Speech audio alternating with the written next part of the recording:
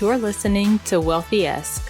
We are a community of lawyers who believe that true wealth is having control of our time. I'm Ro Thomas, and as a busy wife, mom, and big law associate, I know all too well the tension between the culture of the legal profession and pretty much everything else you want to do in life. Each week, I'm bringing you the information and tools you need to take back control of your time by reframing your mindset and managing your money to achieve lifestyle freedom. Take the first step toward regaining control of your time by downloading your free Lifestyle Freedom Starter Guide at rothomas.com/start. Hey friend, happy Friday. How are you? I hope you are well. So things with emergency funds came up in 2 client sessions this week. And so I wanted to do a quick episode to make sure that I got you this information so that you can learn from what happened with these clients. So we know that unexpected things happen in life, right? One thing currently is the pandemic that we're all in. Nobody could have seen this coming. And so an emergency fund is money that you have set aside for those unexpected expenses or unforeseen events.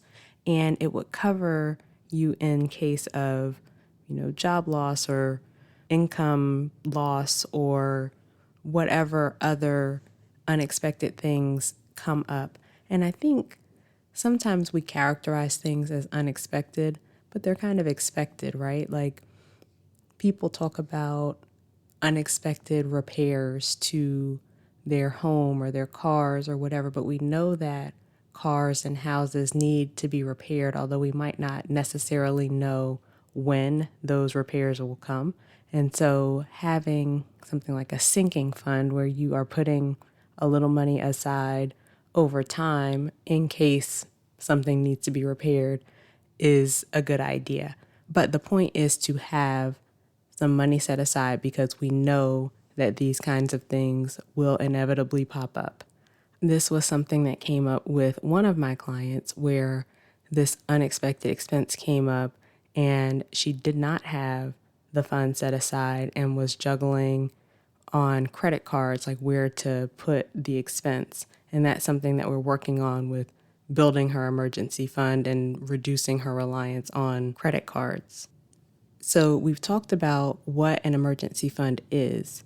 How do you decide how much to put in your emergency fund? I think the amount in your emergency fund will be unique to your specific situation. So I can't say you should have this amount or even the traditional advice that says you should have 3 to 6 months of expenses. I think that changes for different people depending on where you are in your financial journey.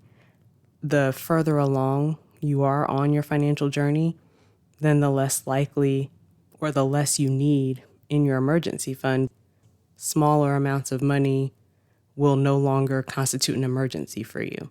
One way to kind of gauge where your emergency fund should be is when you're looking at your expenses that have to be covered, right? So in the case of an emergency, we're not so much worried about the fund money, that kind of thing.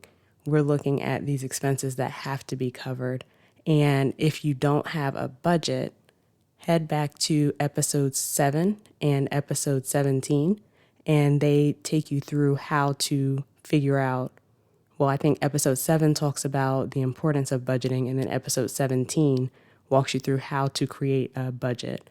And the expenses in there, specifically the expenses that have to be covered, will help guide you on the amount to keep in your emergency fund. I think other factors also come into play, such as your household income, whether it's a dual income household or a single income household. And then if you've got other financial goals, all of that. So looking at a couple of examples, like if you are in a 2-income household, both of you are in jobs that are pretty stable, you are living within your means, living, well below the amount that you're bringing in, then you might decide that you want to be on the lower end of the spectrum in terms of how much you keep in your emergency fund. And that's especially true if you are out of debt and you are in a pretty stable financial position. My husband and I, for years, kept 1 month of expenses in our emergency fund because we were focused on paying off our debt as quickly as possible and because we live on a fraction of what we make. And so we had been putting multiple thousands of dollars extra toward our debt payments.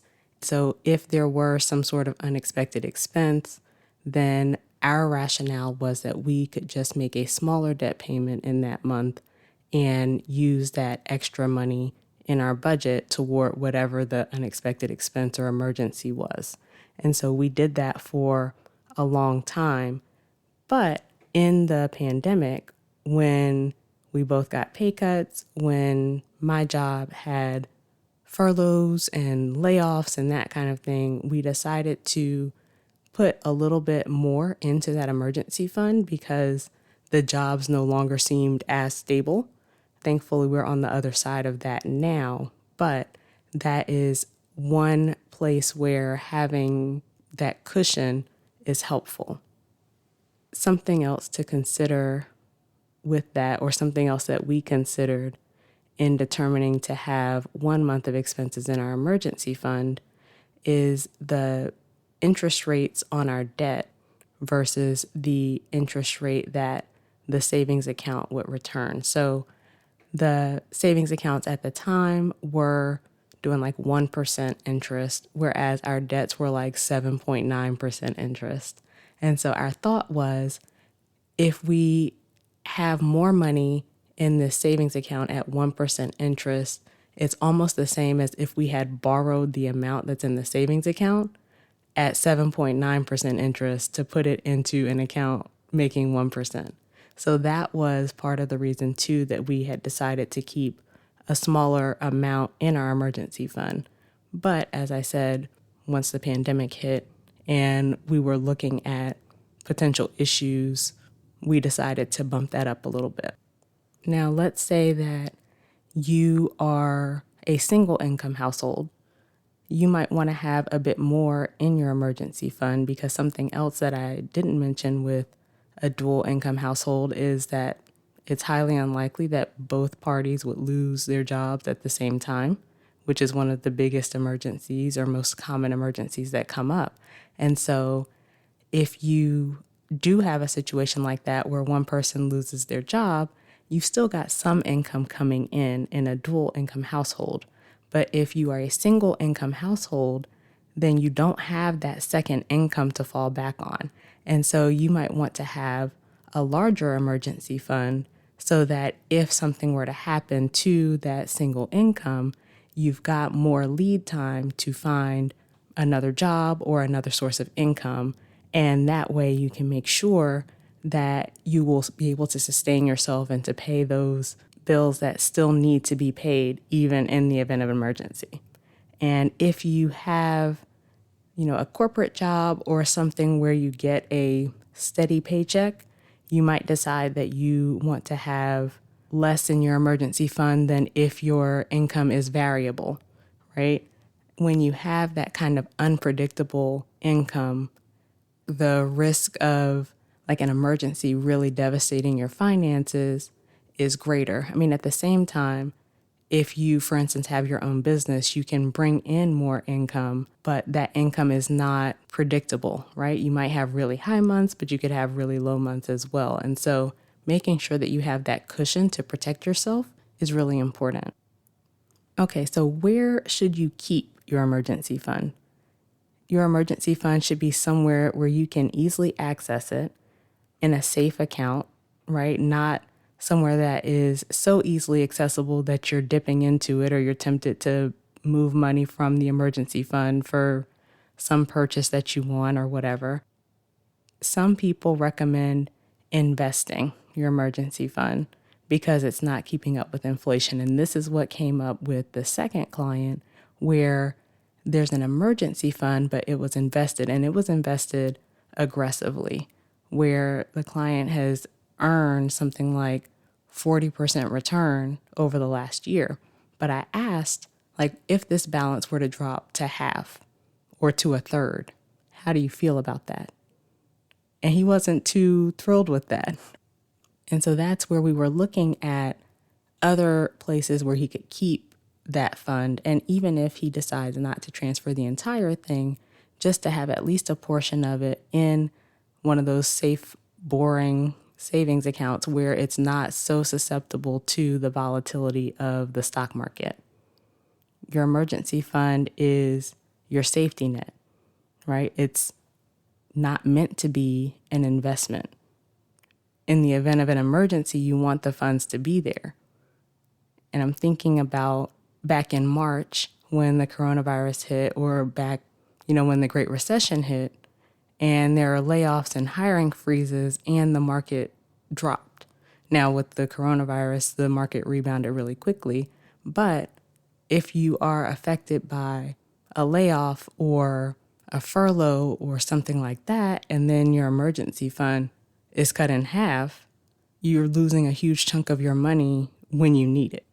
And so you want to avoid that by having money in a safe account that's not going to be swinging so wildly that you can access when you want it. That's not to say that you can't also have a portion of your emergency fund, in your investments. I know that sometimes people will have this amount, this percentage in a savings account, because savings accounts do have those lower interest rates. And then they might have another portion in a conservative mutual fund that earns a bit more, but has a larger allocation to bonds. So it's not as volatile as if it were invested completely in stocks. Some people also decide to use CDs, like certificates of deposit, which also pay higher interest, but you have a specific time limit that you've got to keep it locked up. Okay, so what do you do if you don't have an emergency fund? Like, how do you fund an emergency fund if you don't have one already? So the first thing is you don't have to go from zero to fully funded emergency fund overnight. You can take it one step at a time. If you do have the funds, like my client who has the amount invested, he could just pull some out and put into a savings account, then that's great. If you don't, there are all kinds of things that you can do. If you've got things laying around the house that you don't need, don't want anymore, you could sell those things and put that money towards your emergency fund. Going back to the budget that we talked about before, hopefully you've gotten your budget to a place where your expenses are less than your income, and you can take that extra money that you have, that surplus each month, and start putting that towards your emergency fund until you get it up to where you want it. If there is an expense that you're willing to cut for a time and take the money that you would have put toward that expense toward your emergency fund until you get it to where you want it, like all of these different things that you can do to get your emergency fund in place. But whatever you do, I recommend saving at least a small emergency fund, so that you are prepared when one of these unexpected expenses comes up, right? Having an emergency fund in place, some money that you can access really easily, will make sure that things that used to be emergencies are just inconveniences now. It feels so much better to have the money there, knowing that it's there when you need it, than to need it and not have it. So let's recap. Number 1, an emergency fund is just money that you set aside for unexpected expenses or unforeseen events. Number 2, only you can decide how much to keep in your emergency fund, but take into consideration the income in your household, your fixed expenses, and that kind of thing. Number 3, you want to keep your emergency fund somewhere where it's easily accessible, and you want to make sure that at least a portion of it is in a safe account that is not going to be volatile like the stock market. And number 4, if you don't have an emergency fund, there are many ways that you can get the money that you need to build your emergency fund, such as selling things that you have around the house, saving any surplus in your budget, or cutting an expense for a time until you get your emergency fund to where you want it to be. So that's it for this week's episode. Join me over in the private Facebook community, the Wealthy Yes community. Let's talk about emergency funds. If you have one, where you like to keep yours, that kind of thing. And you can find us at rothomas.com/community. If you got value from today's show, please take a second and subscribe to the show on whatever platform you're listening on and leave a written review. Those reviews help the show to get seen by more people. It tells the platforms and other potential listeners that this show is valuable, and I read everyone and greatly appreciate them. Please take a second to think of a friend or two who might benefit from this information and share it with them. And if you share on social media or if you just want to connect, my handle is @IamRoThomas, and I hang out most on Instagram. Okay, friend, as we close out, I pray that you feel empowered to take control of your money. I pray that you will take these tips and make any necessary changes to get your emergency fund where you want it to be. And as always, I pray that you continue to take steps to regain control of your time, build wealth, and live the life of freedom and choice you deserve. Talk to you later.